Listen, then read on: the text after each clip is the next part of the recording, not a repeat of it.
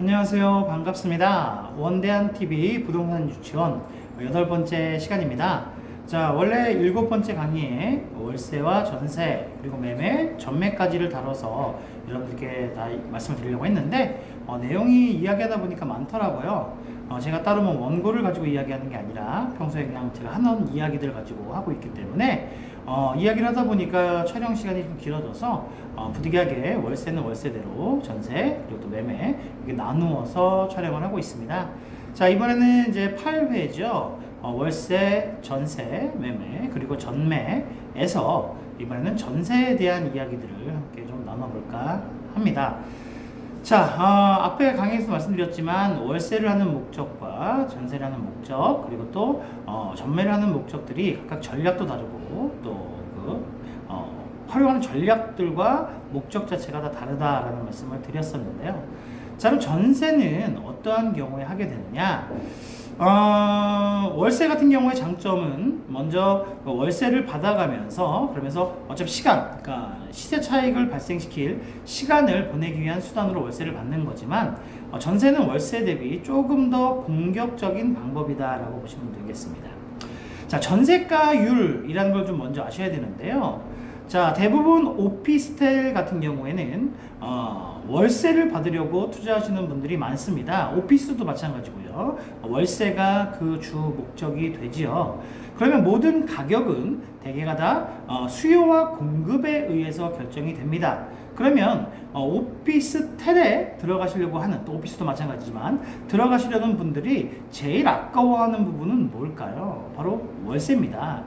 기존의 원룸이나 아니면 단독주택의 원룸, 빌라의 원룸들보다 오피스텔의 원룸들이 월세가 더 비싸거든요. 관리비도 더 많이 나오고 보통 다른 일반 원룸의 월세보다 약 한 15에서 20만원 정도가 더 비싸다고 보시면 되겠는데 그렇기 때문에 전세 물량이 있다면 그리고 또 돈이 있다면 월세보다는 전세를 들어가려는 것이 세입자의 마음이다.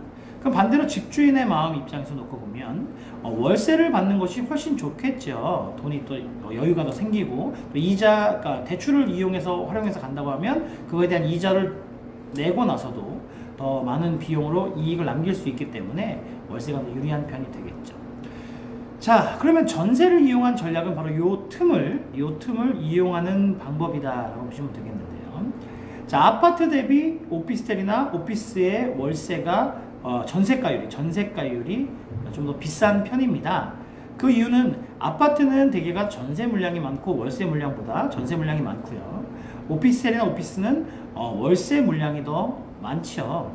그렇기 때문에 공급 자체가 오피스텔은 전세에 대한 공급이 부족할 수밖에 없습니다. 아파트 대비.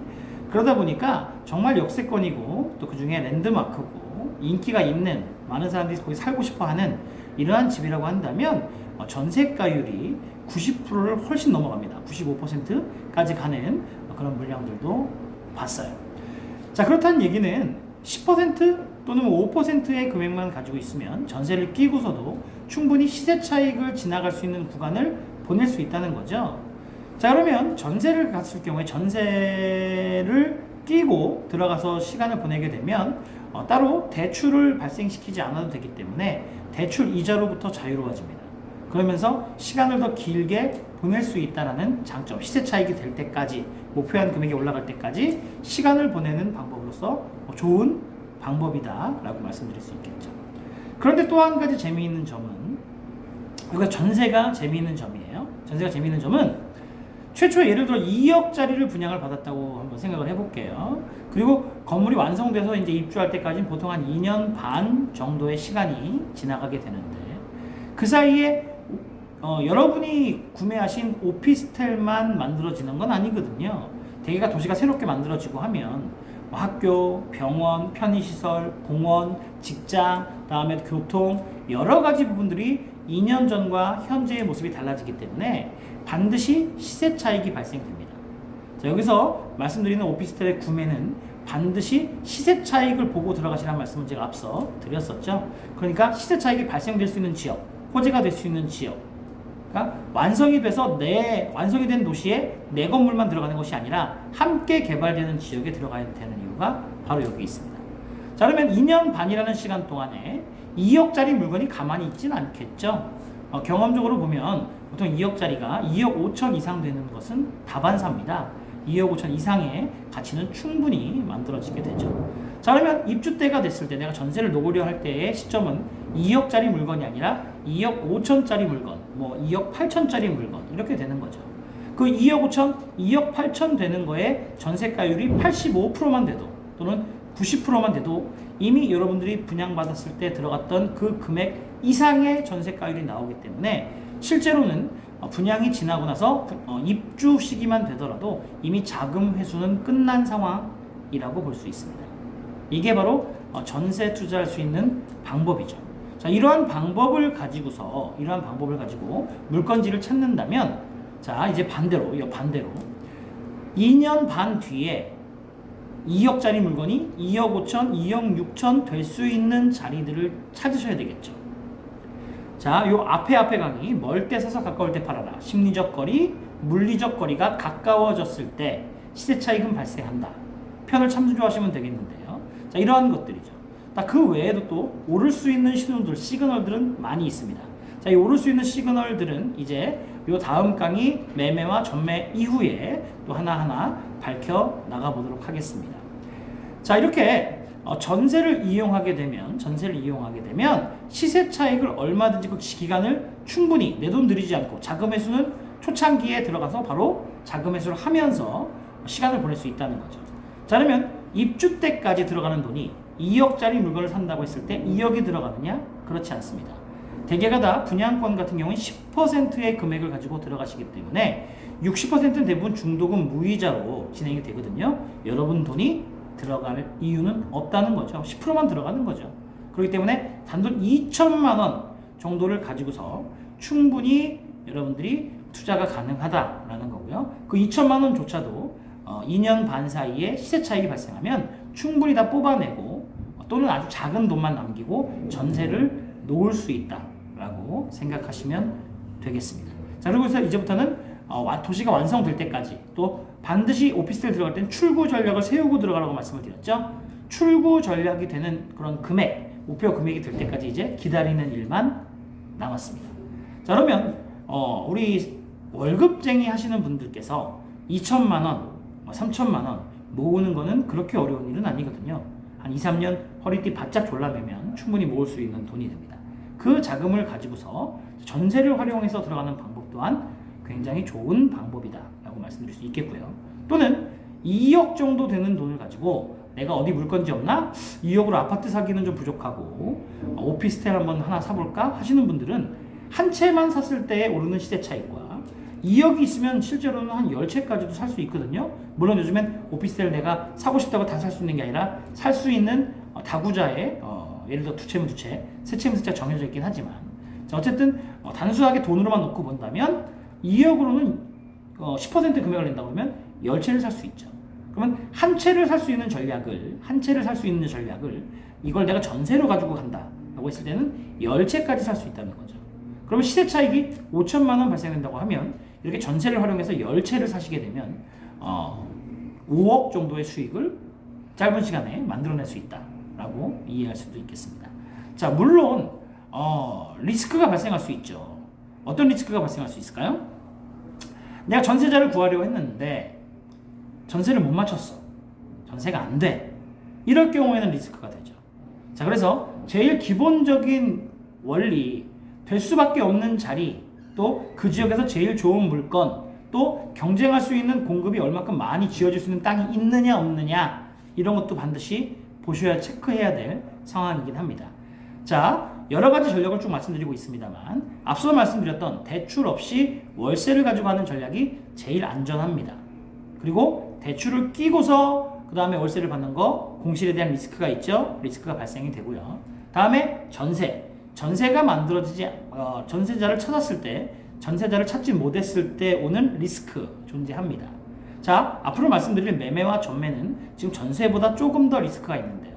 역시 하이 리스크 하이 리턴이라고 약간 더 모험을 하게 됐을 때에, 물론 그 모험을 이겨내고 성과를 얻으면 더 크게 돌아오겠죠. 하지만 반드시 리스크는 올라간다. 자, 근데 리스크라는 건 단지 운에만 맡기는 건 아니고 철저하게 분석을 하고 리스크가 생기지 않는 그러한 지역으로 해서 투자를 할 수 있는 방법들이 바로 전략이 되겠죠. 자, 그러면 리스크를 이번에 막는 방법, 전세를 통해서 투자를 할 때에 리스크를 막는 방법을 한번 알아보도록 하겠습니다. 자, 만약에 말씀드렸듯이 전세를 들어가려고 했을 때 발생할 수 있는 리스크가 전세자를 찾지 못했을 때라고 말씀을 드렸죠. 자, 전세자를 찾지 못하는 지역, 전세자를 찾지 못하는, 그러니까 공급이 더 많다는 얘기죠. 전세로 내놓은 물량이 더 많다는 얘기고, 전세 내놓으신 분들끼리 서로 경쟁한다는 얘기고, 이렇게 되면 수요와 공급으로 놓고 봤을 때 공급은 많으나 수요가 작다라고 볼 수 있어요. 그럼 당연히 전세가율이 95%, 90% 되진 않겠죠. 떨어져 가겠죠. 이 또한도 리스크가 되겠죠. 자, 그래서 그 지역에 개발되는 아파트 단지가 얼만큼이고, 아마 대부분 오피스텔이 지어지기 전에 아파트가 훨씬 먼저 지어질 거예요. 어느 도시나 처음 만들어지면 제일 먼저 만들어지는 게 아파트거든요. 잠깐 얘기를 좀 돌아가자면, 아파트가 제일 먼저 신도시에 왜 먼저 만들어지느냐? 아파트가 인기가 제일 높기 때문입니다. 청약을 하고 모이고, 그 다음에 뭐 몇백 대 1 경쟁이 되잖아요. 그래서 사람들이 제일 먼저 안정적으로 사는 것이 아파트이기 때문에 아파트가 제일 먼저 만들어져요. 그리고 나서 어느 정도 인구가 차고 만들어지면 그때 상권이 만들어지면서 오피스텔이나 오피스들이 만들어지게 됩니다.